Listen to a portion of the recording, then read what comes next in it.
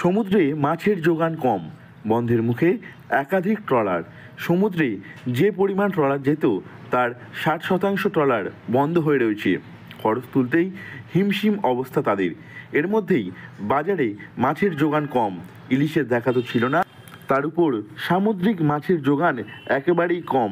ইলিশ কিনতে গিয়ে ছ্যাঁকা লাগছে সকলের গায়ে। একটা মালিকের ট্রলার ছাড়তে 2 থেকে 3 লাখ টাকা অন্তত খরচা হয়।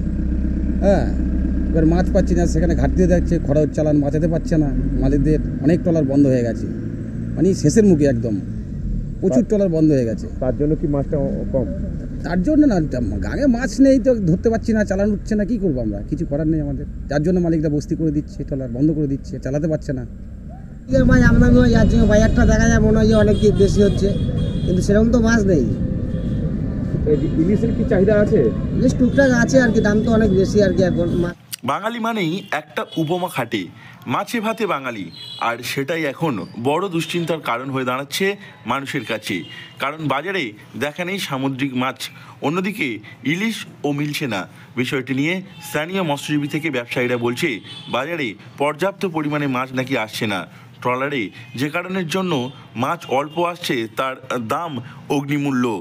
সমুদ্রে যে পরিমাণে ট্রলার আমাদের ফিশিংয়ে যেত তার প্রায় 60% ট্রলার বন্ধ হয়ে রয়েছে। তারা বিভিন্ন কারণে যে পরিমাণে খরচা হয়, এখন ট্রলার একটা চালাতে গেলে পার ভয়েজে সেই খরচার পয়সা আসে না, তার জন্যই ট্রলার মালিকরা বন্ধ করতে বাধ্য হয়েছে। তার জন্যই অটোমেটিক্যালি ট্রলারের সংখ্যা কমার জন্যই বাজারে মাছের যোগান অনেক কম আছে।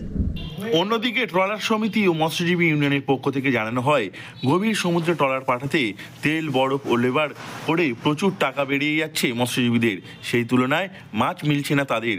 আর সেজন্য অত্যাধিক পরিমাণে ছোট মাছ ধরা হচ্ছে, লোকসান সামলাতেই ছোট মাছ ধরা হচ্ছে, আর তার ফলে ধীরে ধীরে কমে যাচ্ছে বড় মাছ।